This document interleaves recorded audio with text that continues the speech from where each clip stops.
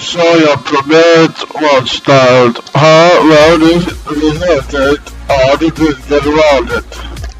The first layer will check is the computer plugged in. If your computer is not plugging in, then you might not get the permit to start. Another thing to check it. Another thing to check it is your computer are you using a computer?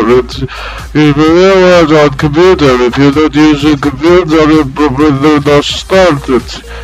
Another thing is not much to be not start is the license expired.